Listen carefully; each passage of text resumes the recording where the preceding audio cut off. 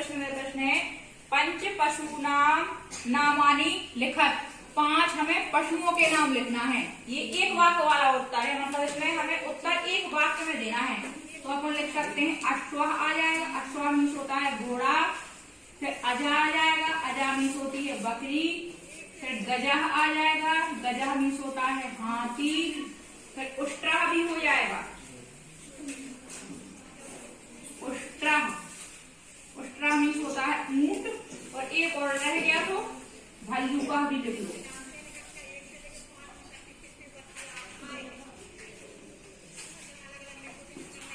ठीक है, ये हो गया आपका प्रश्न नंबर पहला, एक वाक्य। दूसरे प्रश्न में है, ये प्रश्न पढ़ते हैं। लिखित व्यंजनानि क्रमानुसारेण स्थापयत। नीचे लिखे जो व्यंजन वर्ण है उनको क्रमों से लिखना है।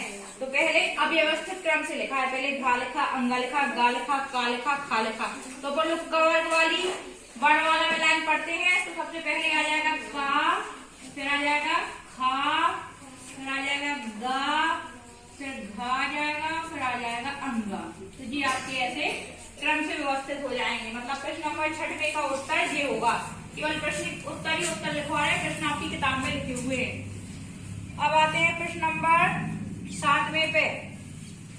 तो प्रश्न नंबर 7वां हम लोग देखेंगे, जिसका उत्तर होगा, प्रश्न है के संयुक्त व्यंजनानि संति। कौन कौन से संयुक्त व्यंजन है? तो आपकी पुस्तक में आए हैं क्षत्रिय वाला, त्रिशूल, उज्ञा, ज्ञानी। ये 3 आपके संयुक्त व्यंजन कहलाते हैं। क्षा, त्रा, उज्ञा, ये 3 संयुक्त व्यंजन कहलाते हैं। अब आते हैं प्रश्न नंबर 8वें पे।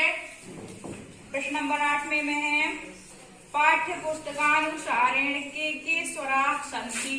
पाठ्य पुस्तक के अनुसार आपके कौन कौन से स्वर हैं? तो छोटा,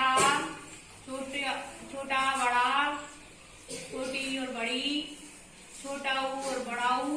फिर इसके बाद आ जाता है री, ऋषि, ए, ओ और आओ। ये आपके स्वर माने गए हैं आपकी पाठ्य पुस्तक में। क्या पाठ्य पुस्तक में भी है और अन्य जगहों पे अगर स्वरों की संख्या पूछे तो यही मानी जाती है। अब आते हैं प्रश्न नंबर 9वें पे, जिसका उत्तर होगा, प्रश्न नंबर 9 है। इसमें लिखा है अधोलिखित शब्देषु अग्रे ह्रस्व दीर्घ वर्णयोः पृथक पृथक लेखनम कुरुत। इसमें आचार्यः, अश्वः, आम्रम, इष्टिका। देखो बच्चों को लोग पहले 2 ऐसे टेबल बना लेते हैं। इसमें लिख लेते हैं ह्रस्व वर्ण युक्त शब्द, ह्रस्व वर्ण युक्त शब्द।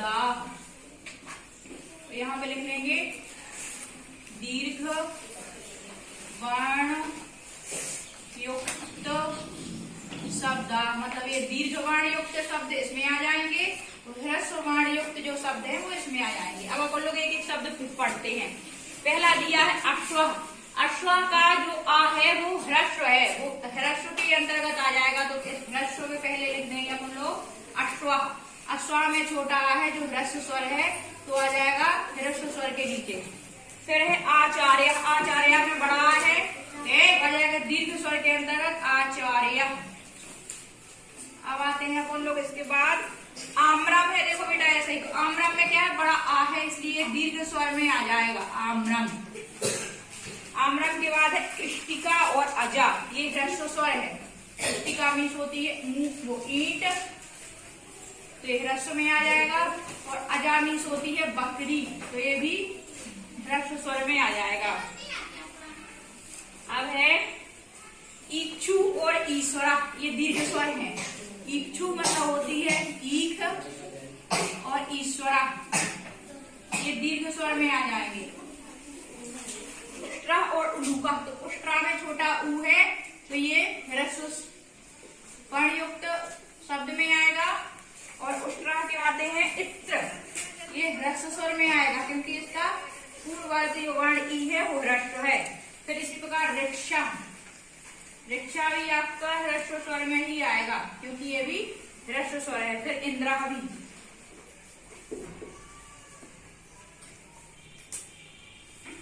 देखो ये बात समझ में आ गई बच्चों। बच्चों ये जो प्रश्न नंबर 9 है उसमें कुछ शब्द दिए हुए हैं।